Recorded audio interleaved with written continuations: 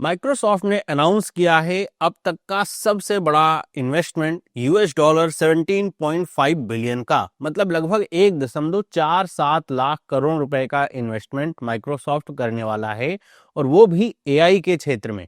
और ये माइक्रोसॉफ्ट का इंडिया ही नहीं बल्कि पूरे एशिया में सबसे बड़ा इन्वेस्टमेंट होने वाला है। ये बात अनाउंस करी माइक्रोसॉफ्ट के चेयरमैन एंड सीईओ सत्य नडेला ने, जब वो प्रधानमंत्री नरेंद्र मोदी से मिले उसके बाद। और इसका ऑब्जेक्टिव क्या है? तो ये इन्वेस्टमेंट का ऑब्जेक्टिव है to drive AI diffusion at population scale. इसका मतलब समझिए कि जब एआई को हम डिफ्यूज करें, मतलब एआई को लैब से निकाल करके आम पब्लिक के बीच में ले जा रहे हैं, और जो एकदम जैसे आप फाइनेंशियल इंक्लूजन समझते हैं बैंकिंग के टर्म में, कुछ उसी तरह का काम है कि अब ये मैटर नहीं करेगा कि एआई को सिर्फ जो बहुत पढ़े लिखे लोग हैं वो एक्सेस करेंगे, या फिर जिनके पास जो परचेजिंग पावर अच्छी है वो यूज करेंगे, या बिजनेस ओनर यूज करेंगे। ये सब के लिए एआई होने वाला है। इसको इस स्केल पे लेके जाने का प्रयास होगा इसके माध्यम से। और भारत का जो डिजिटल पब्लिक इंफ्रास्ट्रक्चर मॉडल है उसमें एक नई लेयर जुड़ेगी जो कि एआई पब्लिक इंफ्रास्ट्रक्चर की होने वाली है। तो ये पूरी न्यूज़ क्या है, तो बहुत शॉर्ट में मैंने आपको बताया पूरी न्यूज़ क्या है, इसके 3 पिलर्स क्या हैं, इसके क्या फायदे पड़ेंगे, इसके इम्पैक्ट क्या हैं, और इसके लिए क्या रिस्क हो सकते हैं, सब कुछ हम इस वीडियो में डिस्कस करेंगे। वीडियो अच्छी लगे तो लाइक करें, इस तरह की और वीडियोस के लिए चैनल को सब्सक्राइब करें। सबसे पहले हम इसके कुछ की हाइलाइट्स को समझते हैं। जैसे इसमें जो इन्वेस्टमेंट है वो 17.5 बिलियन यूएस डॉलर का है। इतने डॉलर का जो इन्वेस्टमेंट है वो कर रहा है माइक्रोसॉफ्ट, और टाइमलाइन इसकी होगी 4 साल की, 2026 से 2029 के बीच में सारी चीजें होंगी। और इसमें जो स्ट्रेटेजिक कॉन्टेक्स्ट अगर आपको समझना हो कि कोई पहली बार नहीं है कि ऐसा हुआ है, इससे पहले भी माइक्रोसॉफ्ट ने कमिट किया है $3 बिलियन का, और उसी के बाद कि इंडिया को जो ग्लोबल एआई हब बनाना है, उसी के बाद ये उसकी सेकंड जो अनाउंसमेंट है ये हो पाई है। और ये जो इन्वेस्टमेंट है ये ऐसा नहीं केवल जो बड़े बड़े डेटा सेंटर है उनको बनाने में खर्च होगा। इसके 3 पिलर्स हैं। पहला तो है स्केल, मतलब इस एआई पूरी इंडस्ट्री को हम स्केल तक लेके जाएंगे, आम पब्लिक तक लेके जाएंगे, उनके भले के लिए काम करेंगे। फिर है स्किल, मतलब एआई जब इस लेवल पे आएगा तो उसके लिए हमको चाहिए होगी स्किल कि उसके लिए लोग काम कर सकें। और फिर इसमें है सोवरेंटी, मतलब ये कि ये जो सबसे बड़ा जो एक फैक्टर होता है किसी भी देश के लिए कि जो डेटा है वो देश से बाहर ना जाए वो। तो ये 3 पिलर पे माइक्रोसॉफ्ट काम करेगा। अब हम समझते हैं पिलर बाय पिलर। सबसे पहला जो पिलर है वो है स्केल का, एक्सपेंडिंग एआई इंफ्रास्ट्रक्चर का। मतलब माइक्रोसॉफ्ट ने ये कहा है कि माइक्रोसॉफ्ट के डेटा सेंटर इंडिया में पहले से हैं, लेकिन माइक्रोसॉफ्ट ने ये कहा है कि अब जो इंडिया का ये का लिखा हुआ है कि इंडिया का जो साउथ सेंट्रल क्लाउड रीजन है, मतलब हैदराबाद का, वो बनाया जाएगा। और ये बहुत बड़ा जो सेंटर है, लार्जेस्ट हाइपर स्केल रीजन ये होने वाला है इंडिया में, और ये मिड 2026 तक बन के तैयार होगा ऐसा कहा जा रहा है।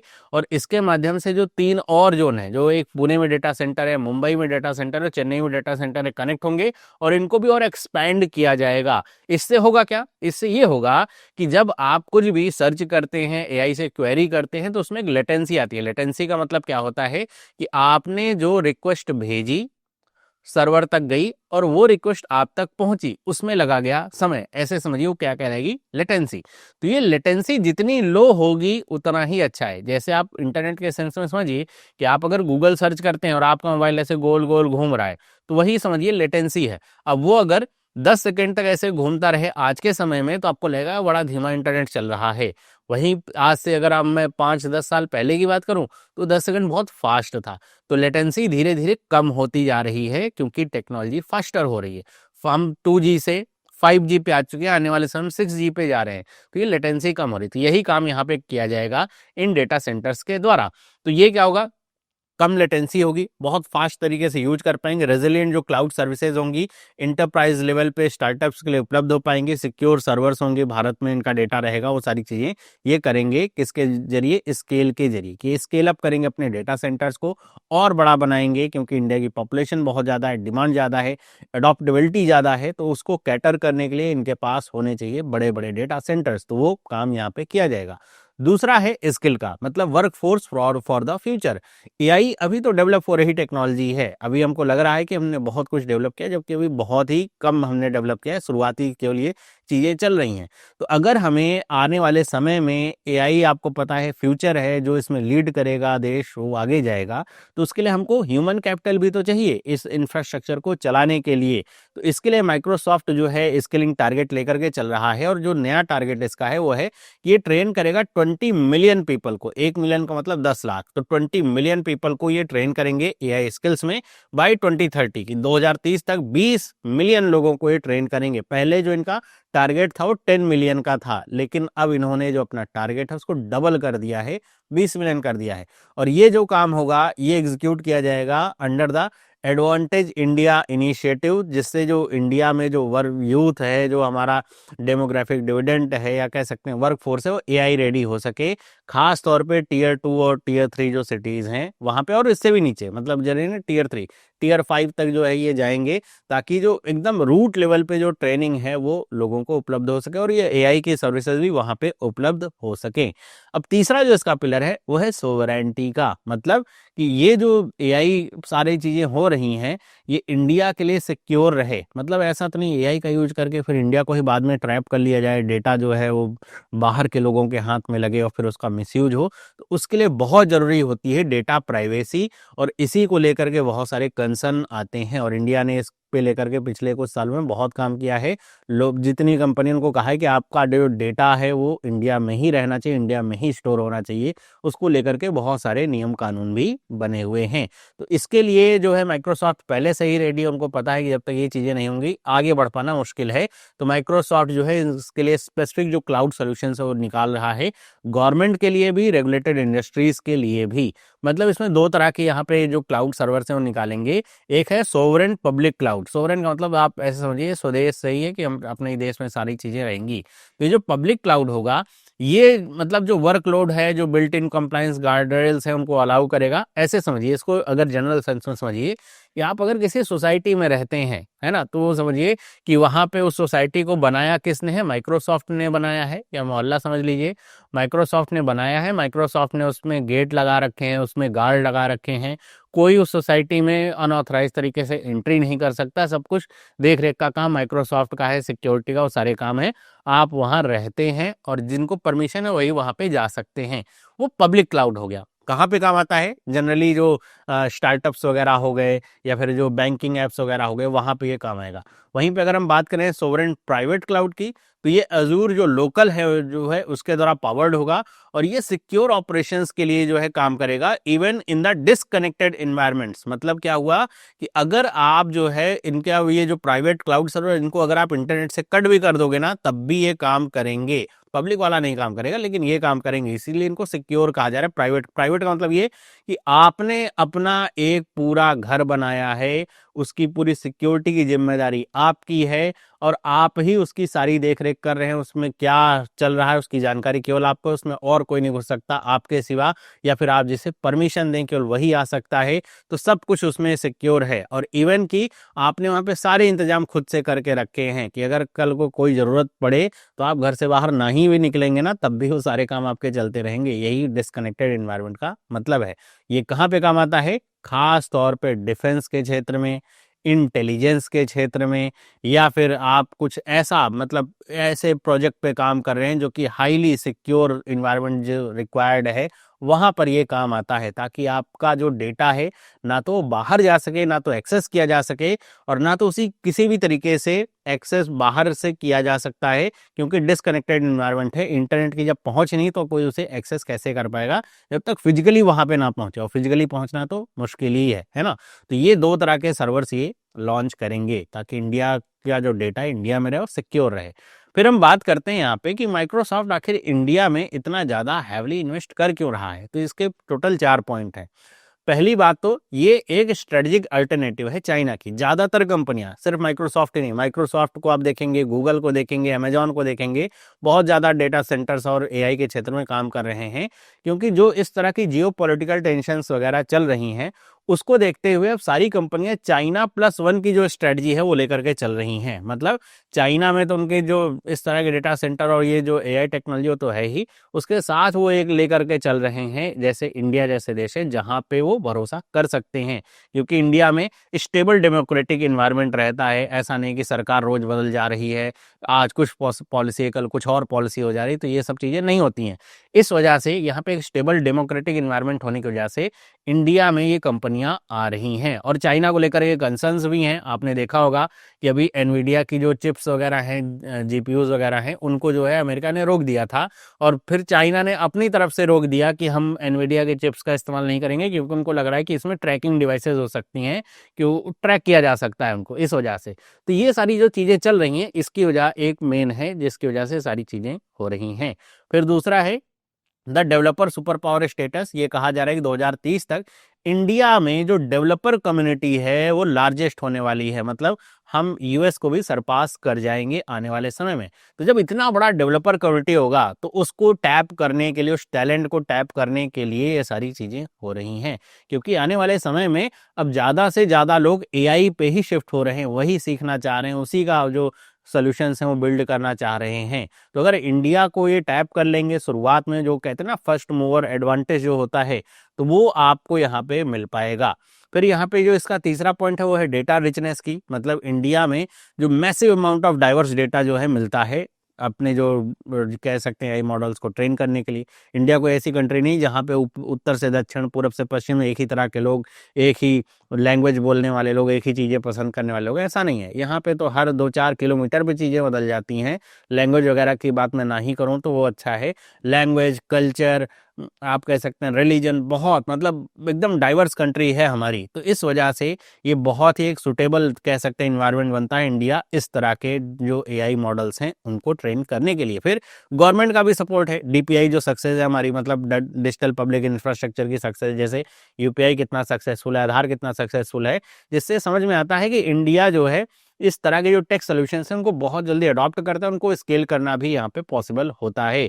और इस वजह से जो कहा जा रहा है कि आने वाली जो नेक्स्ट लेयर होगी यूपीआई, आधार, इस तरह के डीपीआई के बाद, वो होगी एआई पब्लिक इंफ्रास्ट्रक्चर की, जहाँ पे एआई लोगों के पास उपलब्ध होगा, लोग उसका यूज करेंगे, लोग उसमें काम करेंगे और उसके माध्यम से सारी चीजें होंगी, और इसको एक डे टू डे लाइफ में लोगों के लिए इंट्रोड्यूस किया जाएगा। और इन सबसे अगर हमें किसका प्रोजेक्टेड इम्पैक्ट देखें कहाँ कहाँ पे पड़ेगा, तो अगर हम देखें तो हमारी जो इकोनॉमिक बूस्ट है वो देखने को मिलती है। पहले तो नैस्कॉम ने ये सजेस्ट किया था कि 2025 तक इंडिया की इकोनॉमी में $500 बिलियन जो है वो ऐड करेगा एआई, लेकिन बीच में बहुत सारे टर्मोइल भी रहे, बहुत सारी कंडीशंस भी आई, तो उसके अनुसार तो वो जो टारगेट है हिट होता हुआ नहीं दिखता है। लेकिन नीति आयोग का 2025 का जो डेटा है वो ये बताता है कि एआई की वजह से 500 to 600 जो बिलियन डॉलर्स हैं वो इंडिया की जीडीपी में ऐड होंगे 2030 तक। और इस वजह से ये सारी कंपनियां कर रही हैं कि भाई वो पीछे ना छूट जाएं। तो वो गूगल भी आ रही है इंडिया में, एनवीडिया भी जो है टाई अप करे भी, आपने सुनी होगी न्यूज़ 1-2 दिन पहले कि एनवीडिया ने टाई अप किया है टाटा के साथ में। फिर अभी अब एक आपने और न्यूज़ सुनी होगी कि इंटेल ने भी टाई अप किया है मैन्युफैक्चरिंग के लिए। तो इस तरह की जो चीज़ें हैं वो हो रही हैं, जिससे जो इंडिया की जीडीपी है उसमें बूस्ट देखने को मिलता है। दूसरा है कि जो shift to AI first nation है वो भी होता हुआ दिखेगा, कि चाहे वो बैकएंड की जॉब हो, बैक ऑफिस की आईटी सर्विसेज की जॉब हो, चाहे फ्रंट ऑफिस एआई इनोवेशंस हो, दोनों में इस तरह का जो एआई है वो काम करता है। और अब जो कह सकते हैं कि भाई एआई के आने की वजह से जो लोग कह सकते हैं उतने ज्यादा स्किल्ड, मतलब मान लीजिए किसी को कोडिंग नहीं आती, कोडिंग नहीं सीख रखा, तो आज के समय में तो कोडिंग की जरूरत जो है केवल आपको बेसिक होना चाहिए, आप बहुत सारी चीजें बना सकते हैं। तो बैक ऑफिस के जॉब से आप फ्रंट ऑफिस इनोवेशन तक पहुंच सकते हैं। मतलब बहुत सारी ऐसी चीजें आप एक्सप्लोर कर सकते हैं एआई की हेल्प से, जो पहले पॉसिबल नहीं था। आपको उसके लिए पहले पूरा प्रॉपर जो है एक डिग्री प्रोग्राम होना चाहिए, आपको पूरी चीजें पता होनी चाहिए, लेकिन एआई की हेल्प से ये सारी चीजें पॉसिबल है। फिर सोशल ट्रांसफॉर्मेशन की बात करें तो हेल्थ केयर में भी एआई काम कर रहा है, चाहे वो डायबिटिक रेटिनोपैथी हो, चाहे टीबी स्कैन हो। मतलब आप अगर जो एक्सरे है वो वहाँ पे डालते हैं तो ये जो एआई है वो स्कैन करके बताते हैं। ऐसी बहुत सारी चीज़ें जो वो हो रही हैं। मतलब हेल्थ केयर में भी यही काम कर रहा है, एग्रीकल्चर में भी काम कर रहा है। वो चाहे वो किसानों को वॉइस बेस्ड एडवाइजरी देनी हो, आने वाले समय सॉइल टेस्टिंग वगैरह जो होती है उसको लेकर के सारी चीज़ें हैं, बहुत सारे फील्ड में जो एआई है वो काम करेगा। और यहाँ पे अगर हम बात करें जॉब क्रिएशन की, तो जॉब क्रिएशन जो पहले टारगेट था 10 मिलियन का, उसको इंक्रीज किया गया है 20 मिलियन से। मतलब ये है कि जब अभी मैं कह रहा था कि जो रूटीन कोडिंग वगैरह है, जो फियर ऑफ जॉब लॉस है, वो सारी चीज़ें नहीं होंगी। आप एआई की हेल्प से जो हायर वैल्यू टास्क है वो कर पाएंगे। मतलब आप अगर एआई के क्षेत्र में करियर बनाना चाहें, प्रॉम्प्ट इंजीनियरिंग सीख सकते हैं, एआई एथिक्स के बारे में आगे बढ़ सकते हैं, जिसके माध्यम से आप इस क्षेत्र में आगे जा सकते हैं और बहुत सारे काम ऐसे कर सकते हैं जो पहले पॉसिबल नहीं थे। यहाँ पे हम कुछ इसके अगर इम्पैक्ट की बात करें जो हमारे इंडिया के गवर्नेंस और सोशल वेलफेयर पे होगा, तो इसमें 2 पॉइंट यहाँ पे दिए गए हैं। पहला पॉइंट तो ये है, ये कहा जा रहा है कि जो ई श्रम जो पोर्टल है, मतलब मिनिस्ट्री ऑफ लेबर का, वो वहाँ पे एआई का जो है हेल्प लिया जाएगा, जिसकी वजह से होगा क्या, एक तो मल्टीलिंगुअल सपोर्ट ऐड हो पाएगा इस प्लेटफॉर्म पे, मतलब बहुत सारी भाषाओं में जो सपोर्ट है वो उपलब्ध हो पाएगा। तो अगर किसी को मान लीजिए इंग्लिश नहीं आती है, तो अपनी हिंदी में बात कर सकता है या कन्नड़ा में बात कर सकता है, अपनी जो प्रॉब्लम है वो यहाँ पे शेयर कर सकता है, जो इन्फॉर्मेशन चाहिए वो ले सकता है, जो भी भारत की भाषाएं हैं, तो बड़े आसानी से वो एक्सेस कर पाएगा। फिर यहाँ पर इस पोर्टल की मदद से जो सरकार की योजनाएं हैं, स्कीम हैं जो चल रही हैं, आप वहां पे अगर खोजने बैठेंगे कि आपके लिए क्या है स्कीम, तो आपको टाइम लगेगा और आपको समझने में दिक्कतें भी आ सकती हैं। लेकिन अगर आप अब अगर यहाँ पे जाएंगे, एआई की हेल्प से आप अपना जो बायोडेटा है वो सारी चीज़ें यहाँ पे डालेंगे, या फिर आप अपना जो इन्फॉर्मेशन सर्च करें वो डालेंगे, तो एआई आपको हेल्प करके बताएगा कि आप कौन से स्कीम के लिए एलिजिबल हैं, आपके लिए कौन से स्कीम बेहतर रहेगी, वो सारी चीज़ें यहाँ से हो पाएंगी। और इसका इम्पैक्ट पड़ेगा इंडिया के 310 मिलियन इनफॉर्मल जो वर्कर्स हैं उनके लिए, जो वेलफेयर स्कीम्स चल रही हैं उनके ऊपर। तो ये समझिए कि कितने ज़्यादा हेल्प के लिए चीज़ें होंगी। लोगों को पता ही नहीं होगा कि सरकार ने उनके लिए क्या स्कीम चला रखी है, लेकिन इसकी वजह से पता चल पाएगा। वहीं पे नेशनल करियर सर्विसेज एनसीएस में भी एआई का योगदान होगा, जॉब सीकर्स के लिए भी, एम्प्लॉयर्स के लिए भी। यहाँ पे एआई पावर्ड जो स्मार्ट जॉब मैचिंग हो पाएगी, मतलब जो कैंडिडेट हैं, मतलब अगर आप ऐसे समझिए कि आप अगर ढूंढ रहे हैं कि आपको कोई काम करने वाला व्यक्ति चाहिए और आपकी कुछ रिक्वायरमेंट्स हैं, तो आप जो है जितने भी प्रोफाइल हैं एक एक जा करके सर्च नहीं करेंगे, बल्कि वहाँ पे एक लिस्ट आपको मिलेगी जहाँ से आप बड़े आसानी से कैंडिडेट्स को सेलेक्ट कर सकते हैं उनके परफॉर्मेंस के आधार पे, जैसा भी आप चाहें। वहीं पे इसमें जो ऑटोमेटेड रिज्यूम क्रिएशन वगैरह होगा कि आप ऑटोमेटेड अपनी डिटेल्स डालेंगे, प्रोफेशनल जो रिज्यूम होगा वो रेडी हो जाएगा प्रोफाइल, जिसकी मदद से जो भी एम्प्लॉयर्स हैं वो आसानी से आपसे कनेक्ट कर पाएंगे। तो इससे एम्प्लॉयमेंट पे इफेक्ट पड़ेगा, मतलब वो जो एम्प्लॉयमेंट है, बहुत सारे लोगों को बहुत अच्छे लोग नहीं मिल पाते हैं, स्किल मैचिंग का जो प्रोसेस है वो बहुत आसान हो जाएगा और लोगों के लिए जॉब ढूंढना बहुत आसान हो जाएगा। तो यहाँ पर भी ये डालेगा असर। तो दोनों तरीके से आप समझिए, आने वाले समय में तो आप एजुकेशन पे इसका बहुत ज़्यादा असर देखेंगे कि आने वाले समय में बहुत सारी चीज़, आज के समय देखिए अगर आप रिसर्च कर रहे हैं तो एआई सबसे ज़्यादा जो है हेल्पफुल टूल बन के आया है। बस आपको ध्यान क्या रखना होता है, एआई हेल्यूसिनेशन का। कई बार एआई जो डेटा है उसको मिसकोट कर देता है, केवल एस्टिमेट लगा करके ऐसे बता देता है। बाकी सारी चीज़ें जो एआई की मदद से होती हैं बहुत अच्छे तरीके से आप कर सकते हैं। तो ये सारी अच्छी अच्छी पॉजिटिव चीज़ें समझने के बाद हम थोड़ा समझते हैं कि आने वाले समय में इसके लिए चैलेंजेस या पॉसिबल चैलेंजेस और रिस्क क्या हो सकते हैं। पहली बात तो जो सबसे बड़ा रिस्क होता है वो है डेटा सॉवरेंटी का और प्राइवेसी का। हमने ये देखा है अक्सर ही कि जितने भी सिक्योर सर्वर्स हैं वो सारे जो है हैक होते हैं, डेटा उसमें लीक होता है।